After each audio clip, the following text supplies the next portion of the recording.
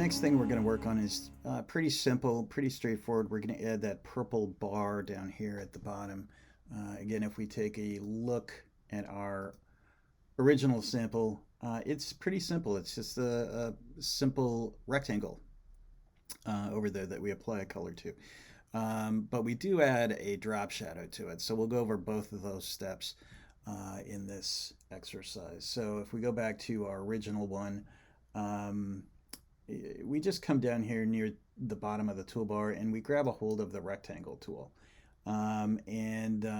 What that's going to do is it's going to give us a rectangle using our foreground and background colors right off the bat. So I'm just going to draw one.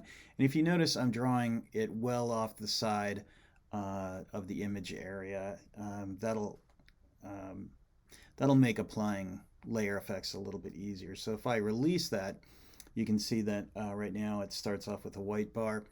And if I look up here to my properties, I can see that this is my fill. And because I want a nice purple fill, I can click on that.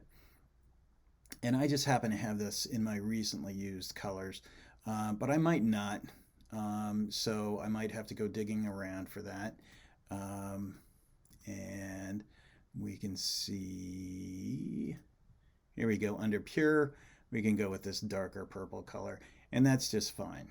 So it's pretty straightforward creating that. Now, the next thing that we're going to do is we're going to apply our first layer effect to that. Layer effects can be applied any number of ways. You can do it in your layer menu. You can do it up here in your layer menu. But the easiest way for me to do that is to double click on the layer you want to apply that to.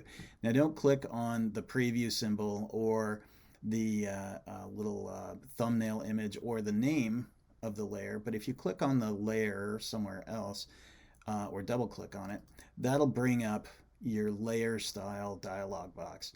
And here are all the different layer styles you can apply to it. And down here we have drop shadow, so let's click on that. And that turns it on, and it gives us a little preview down here because that's selected. And we just want to kind of play with these settings. In this case, for our angle, we might want to have that just coming straight down to 90 degrees. Let's take another look at that. We'll double click and check the other settings. So you can adjust the opacity of it. Oh, no, down here. See, that's the thing is if by default, if you click on this, you're dealing with a master menu for all of the styles.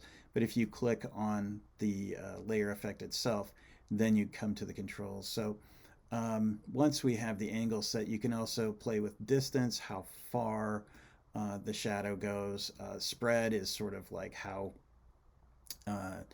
soft or hard the blend is, and the size is how big the shadow is. So we can play around with these settings, and all we really want is some indication that the bar is standing above the background image.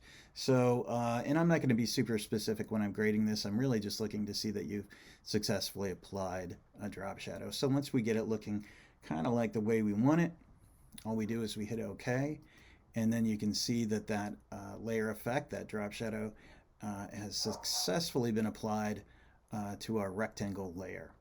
So that's pretty much it for this one. Next, we're going to be doing a cutout. And so stay tuned for that, and we'll be back soon.